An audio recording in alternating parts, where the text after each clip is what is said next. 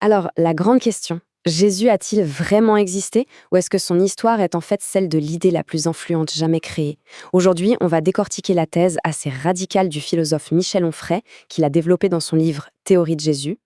Voilà, on est directement dans le vif du sujet. Est-ce qu'on parle d'un homme qui a marché en Galilée il y a 2000 ans ou d'un concept, une idée tellement forte qu'elle a changé le monde? Selon Onfray, la réponse n'est pas forcément celle qu'on attend. Et voilà, la phrase est lâchée. C'est direct, c'est sans détour. Pour Onfray, c'est clair, Jésus n'a pas existé comme personnage historique. Il a existé, oui, mais comme une idée. Et c'est ce point de départ qui va guider toute notre analyse. Bon, pour nous aider à visualiser cette idée un peu abstraite, Onfray nous propose une analyse d'une fresque du XVe siècle. À première vue, ça ressemble à une peinture religieuse tout à fait classique. Mais en fait, elle cache une clé de lecture essentielle pour comprendre sa pensée, d'un Jésus qui existe en quelque sorte en dehors du temps. Alors, regardons ça de plus près. On a Jésus et Marie, ok, mais on a aussi Saint Dominique, qui est né plus de 1100 ans plus tard. Ils sont tous dans la même pièce. Saint Dominique est même en train de lire un livre qui raconte ce qui va arriver à Jésus. C'est une scène temporellement impossible. Pour Onfray, c'est la preuve parfaite qu'on ne parle pas d'histoire, mais d'une idée, d'un concept qui rassemble des éléments à travers les âges. Et ce concept, cette créature d'idées, Onfray lui donne un nom qui vient tout droit de la philosophie grecque, le logos, le verbe, la parole. Jésus ne serait donc pas un être de chair et de sang, mais une idée incarnée, une parole faite personnage. D'accord, mais si Jésus est une idée, comment est-ce qu'elle a été conçue? Eh bien, Onfray nous dit que sa naissance n'est pas du tout biologique, non, elle est textuelle. En d'autres termes, le récit de la vie de Jésus, et surtout de sa naissance, n'a pas été écrit comme un témoignage. Il a été construit, assemblé, pour coller parfaitement à d'anciennes prophéties. C'est un peu comme si les auteurs des évangiles avaient une liste de cases à cocher tirée de l'Ancien Testament. Premier exemple, et c'est un classique, la naissance virginale. Onfray montre que ce n'est pas un événement rapporté, mais plutôt la réalisation d'une prophétie d'Isaïe. L'évangile de Matthieu reprend la formule, presque mot pour mot. La case est cochée. Ensuite, le lieu. Les prophéties disaient que le Messie devait naître à Bethléem. Petit problème, la famille de Jésus vit à Nazareth. Qu'à cela ne tienne, le récit introduit un recensement romain qui, comme par hasard, force la famille à faire le voyage juste au bon moment pour que Jésus naisse au bon endroit. Case cochée, encore une fois. Et ça continue, même avec l'étoile des rois mages. Ce n'est pas juste un joli détail poétique. C'est présenté comme l'accomplissement d'une très vieille prophétie du livre des Nombres.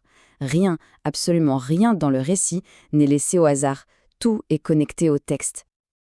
Ok, donc notre idée est conçue. Maintenant, il faut la faire grandir, lui donner une personnalité. Cette enfance de l'idée de Jésus va se construire à travers différents récits.